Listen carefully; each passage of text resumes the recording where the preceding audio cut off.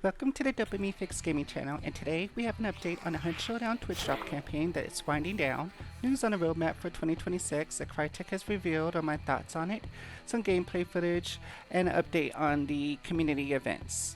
So, the Twitch Drop campaign is set to end tomorrow, November 10th. So if you haven't watched some streams to earn your free drops, make sure you tune in to your favorite streamer and get this week's reward of a free random hunter skin. I've had some bad luck and got the Skilled Warrior skin, probably my least favorite skin out of all of them.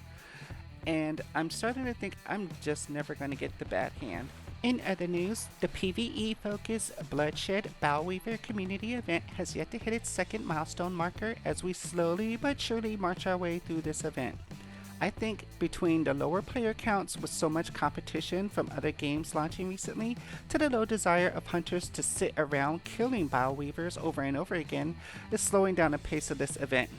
It certainly doesn't help that the numbers to hit for each milestone is so outrageously high, because at the end of the day, most hunters do not turn on this game to sit in a corner repeatedly killing one or two bioweavers as they spawn and sitting at the giant bowweaver nests is too dangerous while other hunters are on the map, and even after you wipe the server, most of us just want to chase that dopamine fix and get into another match and some more showdowns.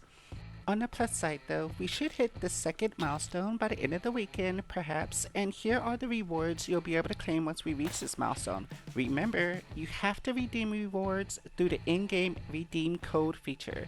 These rewards include 6k Hunt dollars, the Patron's Prayer Birdie skin, and 1 copy each of the tarot cards. In other news, the PvP focused Death Rights community event is coming to a close on November 10th as well. And unfortunately, it's sad to say that the lawless bastards of the Unquiet Dead have pulled out a 300,000 lead over the Last Right Hunters' attempts to maintain law and order over these unnatural bayou aberrations. Congratulations to you undead hunters if you secured your reward of the Mosin Skin Empty Con. Do remember that this is not a reward that you get instantly. You'll need to obtain a redemption code and use the in-game redeem code feature in order to receive your skin, and there is an expiration date on when that code will deactivate. Finally, we had the biggest news of the day with the roadmap that Crytek has revealed for this last bit of 2025 and 2026. Crytek says they will introduce story-based challenges, which sounds reminiscent of the questline to me, and hopefully will be an approved upon and permanent addition of that excellent and rewarding feature, and not just a drip feed of lore. There's a mention of the final event of the year with update 2.6, but I'm left unsure if this will just be the standard holiday event, or if we can expect something off this roadmap in the event. There's mention of new ways to increase player expression, which sounds like they've either found more emotes to charge us to unlock, which is not necessarily a bad thing since Crytek does have to make money, but less interesting would be some other tats similar to weapon charms, which I hardly even bother to put on weapons. I worry that they're simply going to give us badges to adorn on our hunters or on our profile pictures. I'm not saying that this is a bad idea, but I also don't know that it's something that the hunt community is really needing or asking for. Speaking of what the community is really needing, there's a small mention of regional server improvements that are desperately required to save what community remains on Hunt Showdown and a banning of over 14,000 accounts.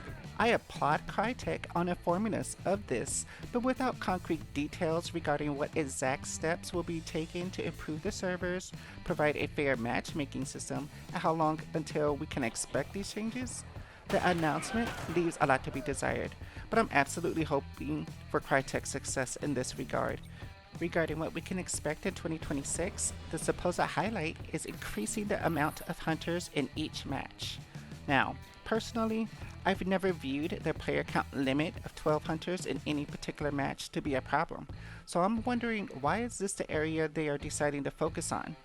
I play on US East, and depending on the time of the day and the day of the week, it's hard enough to get 12 people in a match, so I can only imagine how long my doom scrolling sessions will become waiting for a match to find all the players they want to add and start up. I'm guessing it's probably going to be like 15, maybe 20. I fear this is another step toward making Hunt Showdown more casual by using this reason that Crytek will give for bringing bots to the 4 to 6 star lobbies to fill out the rosters. Most of the rest of the roadmap is just letting us know that Crytek will continue to drip feed us content that used to be in the game, such as the Inferno map, which was cool in concept, but I didn't like the fake solid walls of fire that you couldn't pass through that divided up the map. I'm hoping that improvements to the sections of the map will just be on fire and that you can actually run through it at your own risk and shoot through, more importantly. Crytek also mentions that they will slowly return Tier 3 hunters, and that while free, they will require different unlock methods, which sounds like it'll either be tied to the prestige system, the battle pass system, or maybe the new story challenges. Sadly, Crytek also intends to bring back more fantasy weapons like the Shredder, which, like the explosive crossbow, provide devastatingly frustrating area of effect explosive damage instead of the precision shots of a gunslinger. I'm not a fan of fantasy weapons and don't understand why Crytek puts such a premium on these weapons and then punishes actual firearms that existed and that the community is clamoring for. In addition, the Shredder, Crytek also mentions that they are working on a new fantasy firearm that will deliver primal and destructive force. Trust that 6-star players will use these guns ad nauseum to scare off the casual players.